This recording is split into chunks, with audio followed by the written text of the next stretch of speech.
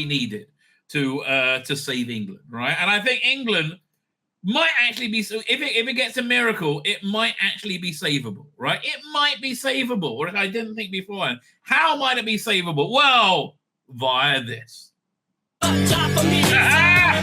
Just follow me, because we need a little controversy, because it feels so empty without me. I said, this looks like I had no idea how much I like Nigel Farage. top of me, so everybody just follow me, because we need a little controversy, because it feels so empty without me.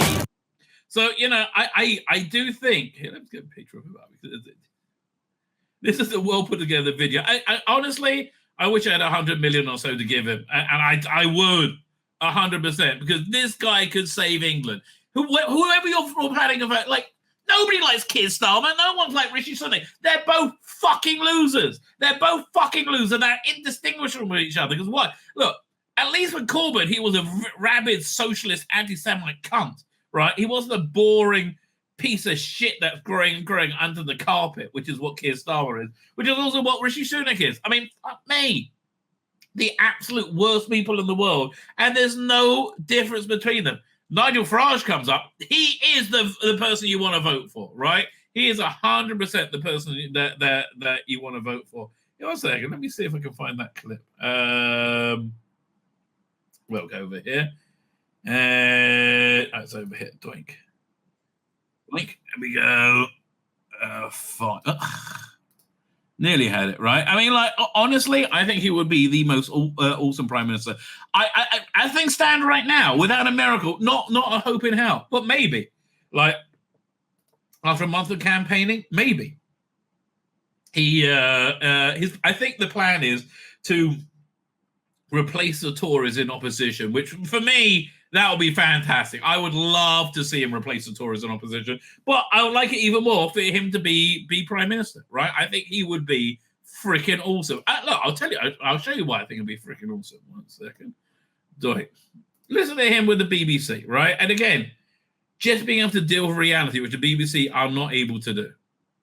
It's in Oldham right now where no one speaks English.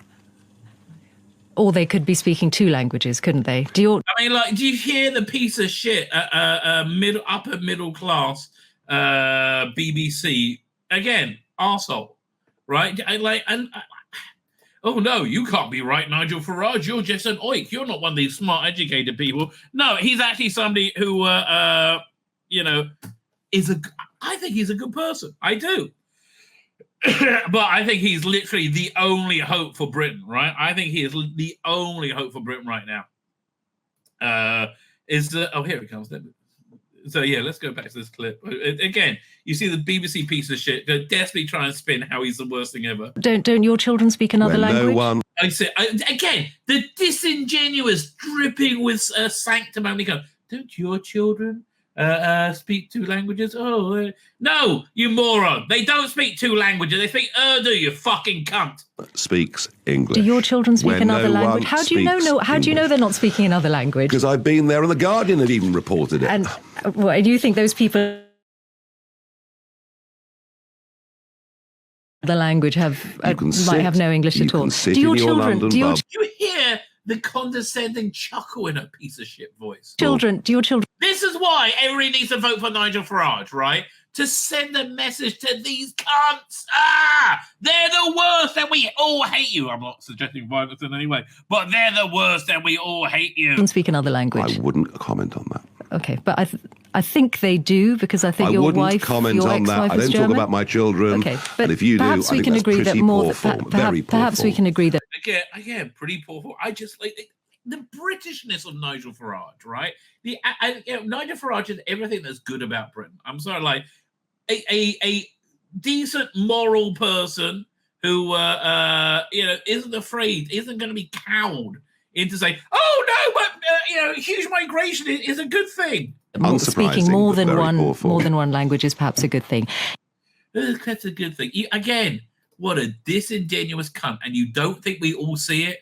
Really, we don't think we all see it. Say it again. I am all in the bag for Farage, right? I think definitely the right way to go. But here, let's have a little quick look from Talk TV about him. On them. 2 that issue. Hi, Ian. How's it going? All good at this end. I'm listening to these two squabble on this one, and Sunak and Keir Starmer. Frankly, if I have to take an objective view, Labour's position, Tory's position, doesn't actually look that different.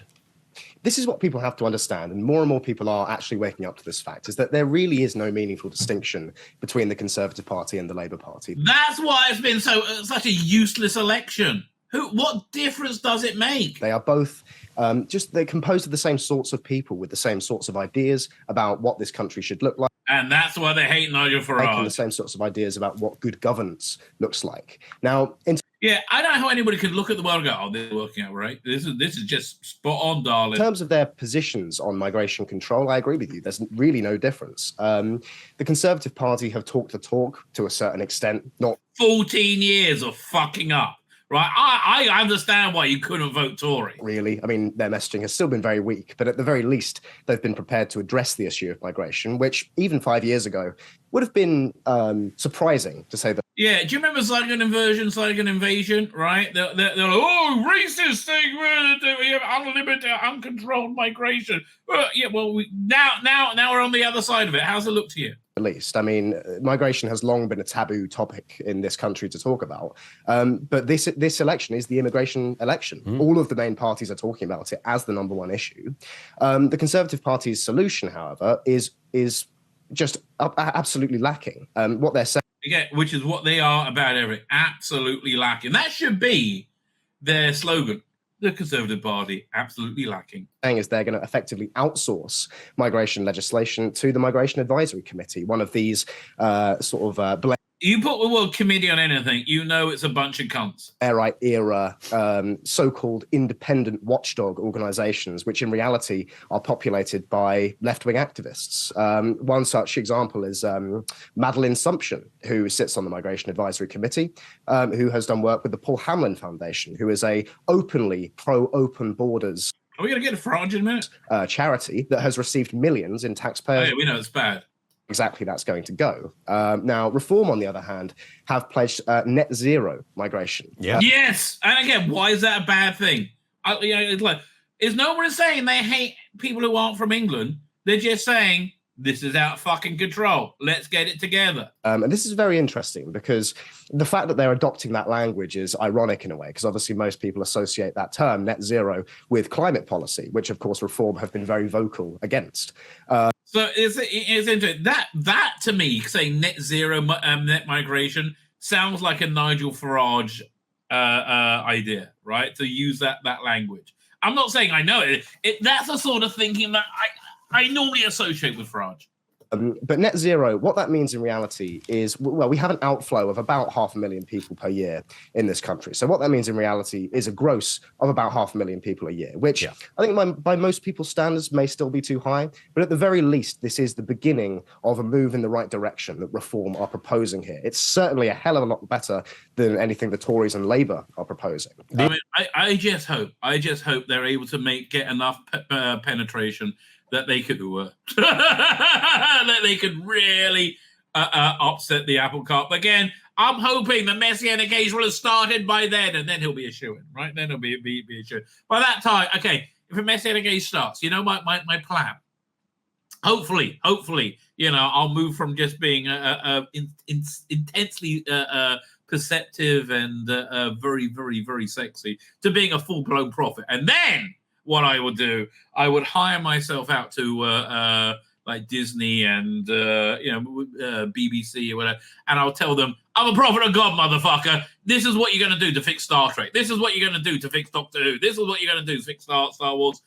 If I may say to the good Lord, that meager request would be enough for me. That's all I can say. I'm not a man who wants incredible, impossible things. I'm just a guy who wants to have complete control over all media. And, I think the world would be better for it, right? I think the world would be better for it. Before we move on to the chat, we got two more things to look at, right? Firstly, let's look. Oh, God, Fauci. We've got Fauci over in America saying, just lying through his teeth, right? But I love MTJ, Marjorie Taylor Greene. Again, look at her deal with another piece of shit reporter. God, I hate all these people. No, absolutely not. I mean, everything I said is correct. It's how the American people feel. It's what we know to be a fact. It's all the evidence has been proven true. Talking about Fauci and how he essentially spent billions on making COVID and fucked up and let it out, or did it on purpose, one of the two, then lied for his fucking teeth. We have Jamie Raskin in there accused. Oh God, I'm so embarrassed of Jamie. Like, again, all these Jews, I'm fucking embarrassed of all of them. Oh, if God wakes up, I mean, not wakes up, makes a return, makes his presence felt, and he burns the evil out of the world. Boy, I hope they're near the front of the queue. Us of worshiping Trump, worshiping as a convicted felon. Well, yeah. So is George Floyd, and everybody. All they want to say is convicted felon, right? That's the only thing go through their head. You all too. The media worship George Floyd. Democrats worship George Floyd. There were riots burning down the fucking country over George Floyd. Oh God, MTJ, you're just the best. And Raskin is in there saying we worship him. Excuse me, let me correct you, and this is really important. I don't worship. I worship God.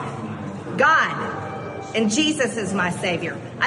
This is what the piece of shit politicians. Media can't understand. They can't. Yes, she believes in God. She worships God, right? I don't worship President Trump, and I'm really sick and tired of the bullshit annex I have to deal with constantly from the Democrats. So that's what we just went through in there. And then they're sitting there. They can attack my character all day long. What's his face in there? Whoever was talking last was calling me insane, but yet we can't say, oh, they're attacking my character. Oh, no, it's nonstop BS and annex. You want to know why? I am, again, this is crazy. I understand it's crazy, but whoa, don't we all, wouldn't we all like this? That, if, all the evil, like if the world turns upside down, right, this week. And again, everybody, all the power that they had is stripped from them, right? And again, I think all that power, again, because I'm bonkers religious, I believe comes from the Satan, right? And I think Satan's dying. I think if he chokes his last breath this week, everything's going to change. Oh, I love MTJ. Democrats don't have anything. They're responsible for the lockdowns, forced vaccinations, kids being forced to stay home, people committing. Oh, masking children. Fauci just made that up. 6 feet rule. Fauci just made that up. Suicide and all the horrors that this country lived through during COVID. Fauci belongs in prison. Yes, he does. He should be tried for mass murder, and he should be tried for crimes against humanity. That's how I feel after that hearing. That's how the American people feel. That is how the American people feel. You're absolutely right. Absolutely right, MTA. And again, that's one of the reasons they hate her. First reason, she's got a southern accent, so she must be stupid. Excuse me, darling. Looks like the stupid people have been right all along, doesn't it? And the other reason is she's saying the wrong things, right? My name's Tzvi Lebetkin, the Rabbi from another planet. Please like, share, and subscribe. And ring that little bell. Ring the little bell so you're notified when new videos drop.